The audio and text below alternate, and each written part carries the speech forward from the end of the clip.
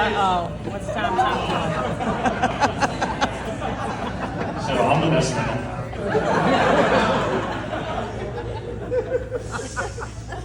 That's hilarious. That's good stuff. And I couldn't do it off the cuff, so I had to write stuff down. But I have had I've seen a lot of speeches and speakers and stuff at the academy. They like to bring people in. Janice. And so I've always found that I like it when they kind of lay it out, like where they're going with their speech. So I'm gonna do that. So I'm gonna talk about three things and follow a rule of three. I want to talk about Zach's enthusiasm for life, his incredible wisdom, and his faith in God. So let me say first. So talk a little bit about Zach's enthusiasm for life. As kids, we didn't always share the same interests. I'll take this off now. So mom can get good pictures of me. Way to go, Mom. As kids, Zach and I didn't always share the same interests. I was an athlete. I played soccer and basketball and baseball, and a couple of my coaches are right here. And Zach did theater and music, and he was the man. When it He came to was! music. He was!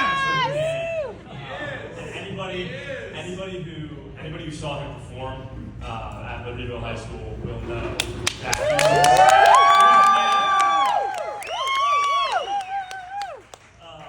I think for the first 2 years of high school, more people knew me as Zach's little brother than anything else. But I didn't mind, I didn't mind being in the shadow. I honestly felt pretty secure in the shadow of Zach Pearson. I didn't really want to break out of it because having a brother like that who was just so dedicated and so confident and just really dove into his craft was really something cool to see. But as we got older, we got interested in the same things, namely like fishing and golf. And that's when Zach's competitive side started coming out. So, we'd always go out and, it would be like, hey, let's go play 9 or whatever. And it was a fun round, but he always tried to shoot that ball, which he usually did. Like, he's a good golfer, except, when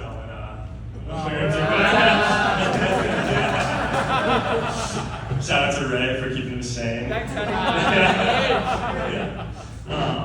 And even like when we're fishing, like he would try to catch more fish than me, which he never would. So at least I still got that money. But he always gives 110% in everything that he does in life, and I think we can learn a lot from that enthusiasm and gusto for life that Zach has. Number 2, so Zach's incredible wisdom. Obviously, getting into Notre Dame is super, super impressive. It's a huge accomplishment. I know Jimmy's over there.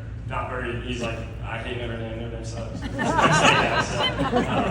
being a Navy guy myself, I feel like I might get a little. Yeah. But I remember when Zach got into Notre Dame.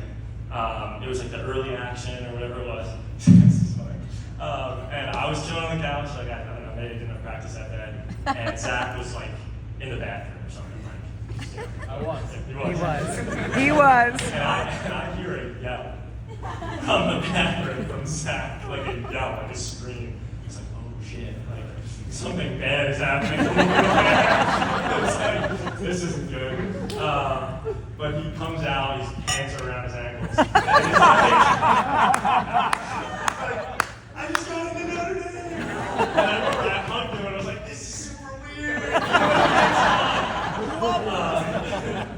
But he was, right from the start, like you knew it was the perfect place for you to be. And it was just great to see him go through, all 4 years. And one thing I just wanted to say is, we do a lot of like leadership training and a lot of David Goggins books and all that stuff.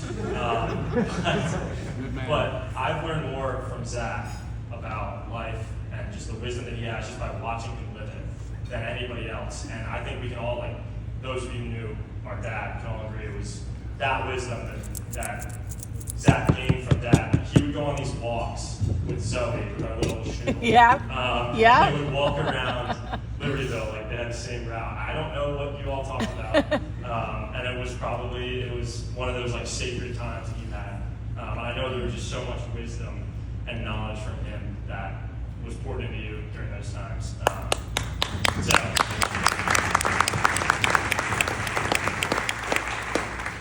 And And number 3, so Zach's faith.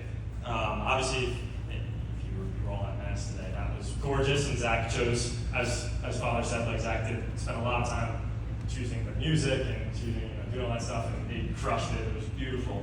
I just remember when Zach told our family we were going to Marytown instead of St. Joe's in Libertyville. We were all like, we were kind of confused. We were like, okay, like, we'll switch parishes. That's fine.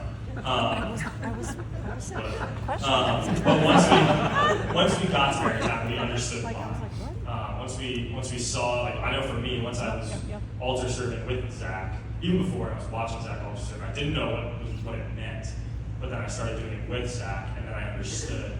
And it was just a master class in understanding liturgy, understanding the Catholic faith as a whole, and I think it's just really just you've grown so much, both of you, and you help each other be better, and you help us be better.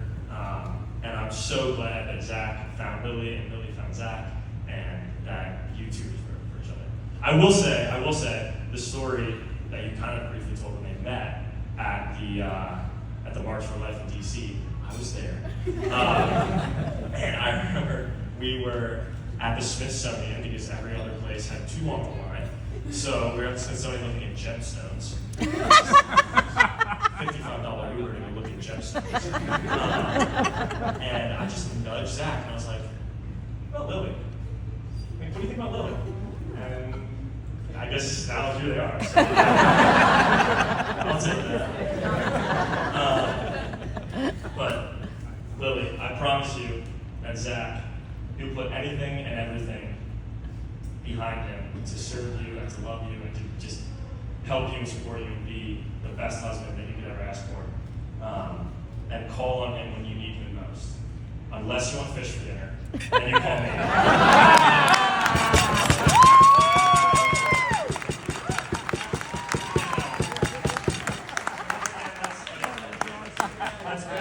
Razor Guinness, Warrior, whatever else. To Zach and Lily, and to their everlasting love for one another. Cheers! Cheers! Cheers! Cheers.